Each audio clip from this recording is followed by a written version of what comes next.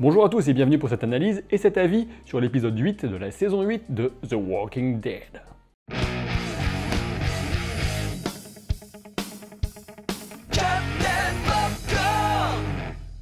Et c'est une vidéo un peu spéciale aujourd'hui puisqu'il y a concours et même double concours puisqu'il y a à gagner 2 intégrales de la saison 7 de The Walking Dead avec la version Blu-ray et la version DVD. Pour gagner la version Blu-ray, c'est assez simple, il suffit de vous abonner à la chaîne et de laisser un commentaire sous cette vidéo ici sur YouTube. Et pour gagner la version DVD, ça se passera sur Twitter, il suffit de suivre mon compte, donc le compte Captain Popcorn, vous trouverez le lien dans la bannière, dans la description, un peu partout. Il faudra tout simplement retweeter le tweet du concours. Quant aux résultats du concours, eh bien ils seront annoncés la semaine prochaine, ce sera le 18 ou le 19 décembre, donc restez au taquet. J'ai comme l'impression que malheureusement cracher sur The Walking Dead est devenu un phénomène de mode, alors certains en profitent pour y aller de leurs petits commentaires, genre « Ah c'est maintenant que vous vous en rendez compte, mais la série a toujours été nulle, de toute façon la série est morte depuis la saison 2 ». Et du coup je veux qu'il soit très clair, entre vous et moi, que mon avis aussi bien sur cet épisode que sur cette saison n'a absolument rien à voir avec cet effet de meute, et que j'ai beaucoup apprécié The Walking Dead depuis ses débuts, que c'est une série qui compte beaucoup pour moi, même si je dois avouer que la saison 7 commençait déjà à faiblir à mes yeux. Concernant cet épisode, je dirais que de ci, de là, il y a quelques petites réussites à tirer de ce final de mi-saison, mais que dans l'ensemble, il ne m'a pas convaincu, et pour une raison principale, son manque de cohérence. Or la cohérence, de mon point de vue en tout cas, c'est complètement essentiel, notamment dans les œuvres de fiction, oui aussi, et même particulièrement dans le genre fantastique. Heureusement, ce manque de cohérence qui a transformé cette saison 8 en grand festival du n'importe quoi, a plus ou moins épargné la mort annoncée de Carl, mais plus ou moins, et puisque j'ai commencé à en parler, autant y aller en détail. A priori, on a toutes les raisons de penser que la mort sûre de Carl remonte donc à l'épisode 6, lorsqu'il a aidé Siddiq à tuer des walkers qui étaient pourtant tranquillement en train de profiter de leur buffet à volonté. On sait bien que la série est volontairement très floue quant au passage du temps, mais cela tendrait à signifier qu'il y a donc très peu de temps qui s'est écoulé entre l'épisode 6 et l'épisode 8, à moins que Carl soit particulièrement coriace. Pour ce qui est de la révélation de la mort imminente de Carl, on ne peut pas vraiment dire que c'était une surprise, pour moi en tout cas, puisque comme vous le savez si vous suivez ces vidéos depuis le début de la saison, il fallait forcément quelque chose de très fort, de frappant, pour amener Rick à finalement embrasser la nouvelle philosophie de son fils. En effet, c'est ce qu'annonçait directement le premier épisode de cette saison avec le flash-forward de Rick qui se répétait « My mercy prevails over my wrath », ma compassion l'emportera sur ma colère. Comme vous le savez, cette citation provient du personnage de Siddiq et Carl l'avait entendu la prononcer. C'est précisément l'héritage qu'il va laisser à son père et c'est la raison d'être du flashback qui nous amène dans cet épisode 8 à l'épisode 1 avec la discussion entre Carl et Rick juste après la rencontre avec Siddiq à la station de service. Carl demande à son père quel est le sens de tout ça s'il se contente de massacrer les sauveurs jusqu'au dernier, et Carl prêche pour le fait d'inventer un chemin différent, un chemin plus difficile que de simplement tuer, mais aussi un chemin porteur d'avenir. Et quoi de plus puissant que la mort de son fils pour convaincre et même forcer Rick à adopter ce point de vue? Et c'est ce que fera Carl sans doute le 25 février. Le dimanche 25 en effet sera le jour de la reprise de la saison 8 de The Walking Dead aux États-Unis, et ce sera l'occasion pour Carl une dernière fois de porter puissamment ce message auprès de son père. Et ce sera sans doute aussi l'occasion pour Carl de faire promettre, de faire jurer à Rick qu'il va non seulement survivre mais aussi vivre pour Judith, pour Michonne, pour tout le monde.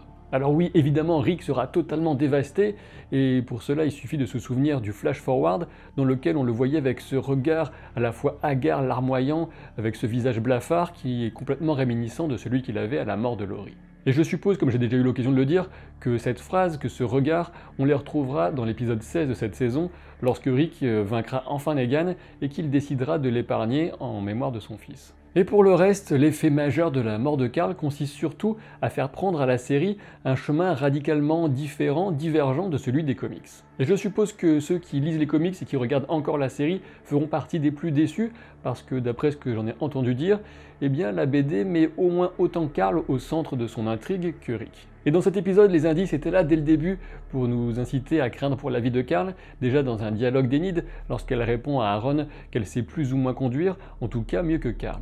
C'était là évidemment un clin d'œil à l'épisode 5 de la saison 7, dans lequel Carl était venu la retrouver et la sauver d'une attaque de Walker avec une conduite très approximative. De son côté, Carl laisse une lettre à son père, sans doute parce qu'à ce moment précis, il a évidemment déjà été mordu et ne sait pas s'il le reverra avant de mourir. Il contemple le leitmotiv d'Enid, « Survive somehow », c'est un indice très net quant au message qu'il fera passer à son père, « N'abandonne pas, bâtis un avenir en mon nom ».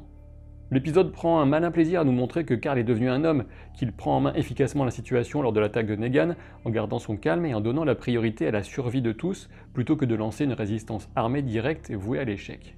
Bon, alors évidemment, ça suppose que les sauveurs sont complètement nuls pour fouiller une ville, mais vu le niveau de débilité moyen des personnages de la série, c'est pas un gros risque. C'est donc d'autant plus dommage de tuer Carl maintenant, et même si Andrew Lincoln, l'interprète de Rick, disait dans une interview accordée à Entertainment Weekly que c'était un sacré risque, un risque courageux pris par le showrunner et par la chaîne AMC, je pense que c'est surtout une grosse connerie. Par contre, le choix est certainement très judicieux de la part de Chandler Riggs, l'interprète de Carl. Apparemment, il veut aller à l'université et franchement, il a choisi le bon moment pour quitter le navire quand on assiste au naufrage scénaristique de cette saison 8. En effet, presque rien dans le reste de cet épisode n'a le moindre sens. Bon, déjà pour commencer, comment les sauveurs ont-ils réussi à sortir du sanctuaire envahi par les walkers et en plus se débarrasser de tous les snipers, de tous les guetteurs qui avaient été postés autour par Rick et les siens? Et franchement, j'espère qu'on aura une meilleure explication que c'est Eugène, avec une musique classique dans le fond qui est censée tout expliquer. Pire encore, comment donner la moindre explication rationnelle au comportement de Daryl et compagnie? Franchement, cette bande de débiles prend un risque énorme en plantant un camion poubelle dans la façade du sanctuaire, et après que font-ils? Ils retournent illico Alexandria, plutôt que de rester et s'assurer que tout se passe bien? Je suppose que ça doit être une blague, une caméra cachée, on m'a passé un faux épisode et quelqu'un m'a filmé en douce pour voir mes réactions, enfin j'espère. Apparemment, Daryl n'avait pas compris, mais le plan consistait ensuite à converger avec toutes les forces vers le sanctuaire pour poser un ultimatum, donc du coup le fait de partir n'avait absolument aucun sens. Autre énorme incohérence de l'épisode, comment les sauveurs sont supposés se réorganiser aussi vite en 3 groupes, avec apparemment des armes et des munitions plus ou moins illimitées, et puis surtout deviner à l'avance le déplacement de troupes de la colline et les attendre. Alors oui, je sais bien, l'arbre coupé c'était un clin d'œil à la saison 6 et au piège qui a mené à la mort de Glenn et Abraham. Ok, super le clin d'œil, mais comment on explique ce piège? Et c'est pas fini. Cette bande de cons là, ils voient l'arbre en travers de la route, et il n'y a que Maggie qui réagit, et sa seule réaction c'est quoi? D'arrêter le convoi à 20 mètres de l'arbre. Je suppose que je dois toujours être dans la même caméra cachée. On a donc un convoi armé qui voit une embuscade à 200 mètres à peu près, et dont le seul réflexe c'est de venir se garer en plein milieu, sans sortir aucun flingue, sans préparer aucune défense. Mais on n'a pas encore fini, on reste encore du côté du convoi parce que c'était un beau concentré de débilité dans cet épisode. On a donc Simon si vous préférez, qui fait son show, et oulala, attention, la punition pour la colline, c'est de tuer Joe Random à l'arrière de la voiture, le mec qui venait juste de popper de nulle part et que personne ne connaît. Donc on fait quoi de l'idée de capturer Maggie, de l'exécuter et de placer sa dépouille comme un symbole de la victoire des sauveurs au niveau de l'enceinte du sanctuaire? Ils ont oublié apparemment, c'est con. Et l'excuse qu'on nous sert, ce serait que Simon aurait besoin de quelqu'un de confiance pour diriger la colline, puisque Grégory l'a déçu, donc il choisit Maggie. Et ouais, l'une des 3 personnes qui a organisé toute la rébellion. Bon, après tout, c'est pas comme si elle risquait de rentrer chez elle, de se préparer à résister jusqu'à la mort, et d'envoyer un sauveur mort en avertissement. Bah non. Et on passe au royaume maintenant, Ézéchiel se réveille enfin, mieux vaut tard que jamais, et en termes d'évolution du personnage, c'est plutôt pas mal. Il est réussi enfin à devenir le rôle qu'il jouait jusqu'à présent, à être ce roi prêt à se sacrifier pour son peuple. Et puis cette réplique qu'il vient donner à Carol de l'autre côté du portail du royaume, « Sauve-les comme tu m'as sauvé », franchement elle était belle. Le seul problème, encore une fois, c'est que le tout est totalement irréaliste. Il réunit des barils d'essence tout seul à une centaine de mètres des sauveurs, et Gavin envoie presque tous ses hommes courir vers l'explosion. Ok, bienvenue à Crétinland. Du côté d'Alexandria, heureusement, il n'y a pas que Carl qui fait des choses de façon intelligente, il y a aussi Dwight. Bien joué gars. Et pour la peine, Dwight se prend une balle dans l'épaule par Laura, comme celle qu'il avait mise à Daryl en saison 6, décidément, ces deux-là sont de véritables miroirs l'un pour l'autre. Et puis j'avoue, voir Daryl récupérer son gilet, sa veste de cuir, c'était plutôt rigolo.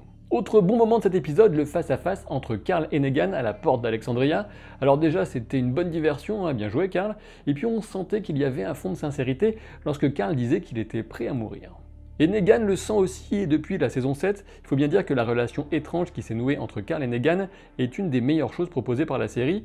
Il y a une sorte de respect qui s'est tissé entre ces deux-là. D'ailleurs, vous aurez sans doute remarqué quand Negan explique à la grille d'Alexandria qu'il lui faudra de bonnes excuses, en rime ou en chanson par exemple, c'est à nouveau un clin d'œil, cette fois au moment où il avait demandé à Carl de lui chanter quelque chose quand il l'avait emmené dans ses appartements au sanctuaire. Là où Negan se trompe complètement en revanche, c'est lors de son face-à-face avec Rick, lorsqu'il dit qu'avec un peu de temps, Carl serait devenu un de ses meilleurs hommes. Non, il est complètement à côté de la plaque, Carl a des valeurs humanistes bien trop profondément ancrées pour jouer à ce petit jeu-là. Et oui, il faut bien souligner que Carl est par excellence celui qui fait mentir l'adage ressassé par la série selon laquelle le pire des monstres, ce n'est pas le Walker, mais c'est l'être humain. Et oui, il est une sorte de porteur de flambeau pour l'humanisme, pour l'espoir, et il le passe à son père. Pour le reste de la scène entre Rick et Negan, j'ai aimé la bagarre, mais sa conclusion était forcée encore une fois. Pourquoi Rick s'enfuit-il alors qu'il a récupéré son arme et que Negan est visiblement seul? Facilité scénaristique évidemment pour nous garder ce grand affrontement pour la toute fin de la saison 8. Bon, reste maintenant à évoquer deux choses, le petit road trip vers Oceanside et puis Eugène. Comme je l'avais deviné, qu'est-ce que je suis fort, oh là là! Aaron et Enid sont donc partis rechercher la communauté des femmes d'Oceanside pour leur demander leur aide contre les sauveurs. Mais en route, ils pensent à récupérer un petit cadeau, un camion d'alcool. J'imagine que c'est toujours mieux qu'une cargaison de mon chéri dégueulasse périmée depuis 6 mois. Le seul petit hic, si j'ose dire, c'est qu'Enid flingue donc Nathania, la grand-mère de Cindy. C'est un peu con. Attention, hein, oh là là, moi je n'ai rien à reprocher au tir d'Enid, un tir réflexe plutôt logique, puisque cette vieille folle était en train de brandir une lance au-dessus d'Aaron, fallait bien faire quelque chose. Mais bon, encore une fois, ça sent un petit peu la facilité scénaristique pour nous faire comprendre que, oh là là, ça va être difficile de les convaincre maintenant. Sauf qu'en réalité, quand on réfléchit un petit peu, on sait bien que c'est toujours Nathania, la vieille qui vient de se faire dégommer, qui prenait les décisions de merde, et du coup, maintenant qu'elle est morte, eh bien, ce sera facile d'expliquer le revirement de situation d'Oceanside. Pendant ce temps au sanctuaire, après avoir libéré l'armée de Negan, Eugène a quelques remords et décide d'aider le Dr Carson et le Père Gabriel à partir. Ok, mais à partir vers quoi exactement, puisqu'il vient de libérer les sauveurs? On peut supposer qu'il a entendu parler du plan consistant à maintenir la colline dans son intégrité et à y laisser Maggie, mais bon, encore une fois, c'est un peu tiré par les cheveux. Oh c'est vrai, j'ai failli oublier de parler des poubelleux, les gars de jadis, là mes petits préférés. Alors le fait qu'ils se bardent et qu'ils se rendent compte que finalement le sanctuaire n'est plus du tout encerclé est plutôt logique, hein, ce sont des lâches depuis le début. Ce qui est beaucoup moins logique en revanche, c'est tout le temps que la saison 8 a consacré avec Rick qui tentait de les gagner à sa cause. Pourquoi ? Alors oui, cette vidéo était très critique, mais elle était sincère, j'espère qu'elle vous a plu. Si c'est le cas, n'hésitez pas à laisser un pouce en l'air, à vous abonner. N'oubliez pas donc le concours aussi bien sur la chaîne que sur Twitter. Et je vous dis à très vite pour de nouvelles aventures. Salut!